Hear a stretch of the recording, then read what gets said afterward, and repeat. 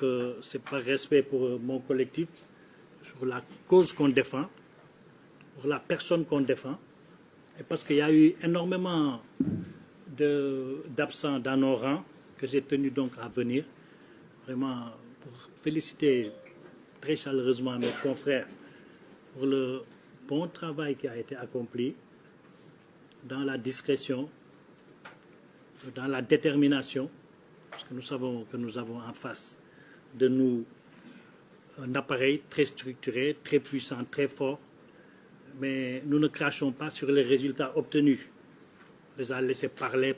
Ils ont voulu nous imposer leur juge, nous avons refusé et nous avons gagné ce combat.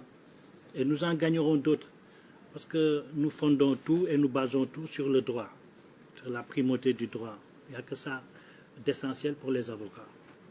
Nous menons énormément de combats. Nous disons qu'il n'y a pas photo. Nous respectons énormément les confrères d'en face, mais eux, ils savent, nous savons. Donc nous sommes très sereins et nous n'avons pas pour habitude de jouer les gros bras ou de menacer qui que ce soit. Nous sommes basés sur le droit et nous gagnerons sur le droit, Inch'Allah. Et surtout, nous défendons une cause et un homme qui sont dans le droit chemin. Et c'est ça la vie, hein. Il n'y a pas de secret. Comme disait l'autre, la vie c'est 3 jours, c'est hier qui est déjà passé. Aujourd'hui qui est une grâce que Allah nous a donnée. Et demain c'est un mystère qui ne lui appartient qu'à lui et à lui seul. Mais dans l'expérience des choses, on apprend beaucoup de choses. Aujourd'hui, le projet de Ousmane gêne. Ousmane lui-même, il jette. Nous sommes des avocats, il y a des militants ici. Nous sommes tous aussi des militants dans l'âme parce que nous sommes des Sénégalais et nous tenons à l'avenir de ce pays, de nos enfants, de nos petits-enfants. C'est normal qu'on prenne position. Moi, personnellement, j'ai pris position. Comme hier, j'ai pris position pour Macky Sall en lui disant, et il le sait très bien, quand ils étaient une assemblée de 150 personnes, on lui avait dit non, tu vas nous rendre cette assemblée. Tu ne peux plus diriger ces 149 personnes-là. Mais il s'est battu, mais Dieu lui a donné à diriger non pas ces 149 personnes, mais il les a multipliées par 100 000, 14 900 000 Sénégalais, il les a dirigés dans l'année ou dans les 2 ans qui suivent. C'est comme ça, c'est ça les enseignements de Dieu. Aujourd'hui, il est question de diriger 17 millions de personnes. On nous dit, oui, voilà, telle personne, il faut la disqualifier. Ça me rappelle un peu l'histoire de Surcouf. Surcouf, c'était un corsaire qui était la terreur des Anglais à travers les mers, les océans. La couronne britannique avait mis sa tête à prix. Et un jour, il a été arrêté, arraisonné en pleine mer. Et il y a eu son fameux procès, le procès de Surcouf, devant donc, les juges anglais. Le juge lui a dit, au cours de son procès, la différence entre vous et nous, Anglais, c'est que nous, Anglais, nous nous battons pour l'honneur.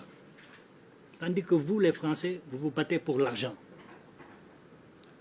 Surcouf, c'était quand même un homme très intelligent. Il dit, mais monsieur le président, vous avez parfaitement raison. Dans la vie, on ne se bat que pour ce que l'on n'a pas. Vous vous battez pour l'honneur parce que vous n'en avez pas. Nous, on se bat pour l'argent parce qu'on n'en a pas. Bon, voilà une question qui avait cloué au pilori le juge. Mais c'est une bonne transition pour demander à Mame Mbaye Niang pourquoi il se battait. Parce que lui, au sortir du tribunal, nous, on était en réunion dans une salle annexe. On a entendu un bruit extraordinaire. C'est comme si Sadio Mané marquait un des 2 pénaltys qualificatifs contre l'Égypte, quoi. Mais qu'est-ce qui se passe? On nous dit non, le président a dû délibérer, il a dû vider. On a dit que le président a dû vider le délibéré sur le siège. Et c'était ça. Et immédiatement, les messages ont afflué, on nous a dit voici le délibéré. Mais là où on était, dans la seconde même, nous on savait que Sonko avait gagné. Ce que les gens recherchaient, ils ne l'ont pas eu. Alors que c'était un brouhaha, c'est incroyable, tout le monde en triomphe, les confrères, mais c'est extraordinaire. On dit mais pourquoi les gens, ils ont un code, ils ne l'ouvrent pas? Mais ça, c'est une défaite. Et c'est le lendemain qu'on nous a dit, dans le timing, qu'ils sont revenus. Parce qu'en fait, certains se battent pour l'honneur, d'autres pour l'argent, mais dans le cas de Sonko, on ne se bat pas pour ces considérations. On se bat pour qu'il ne soit pas au pouvoir, justement. Et lui, il se bat pour être au pouvoir. Parce que lui, il a montré suffisamment que s'il accède au pouvoir, il va prendre le pouvoir et le rendre à ses propriétaires légitimes.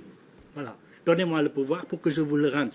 De l'autre côté, c'est donnez-moi le pouvoir pour que nous continuions à faire la noce sur vos dos. Mais c'est tout simplement ça.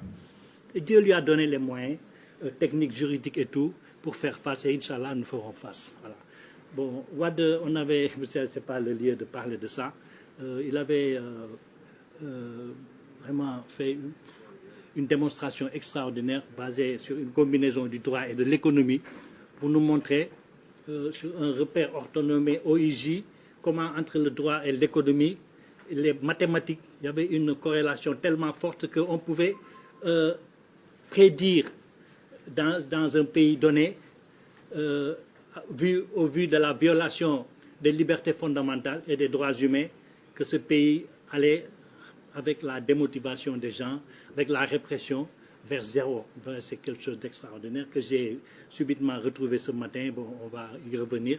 Mais c'est pour vous dire que vraiment, c'est le langage d'espoir pour lequel nous avons initié ce droit, ce devoir de vous parler.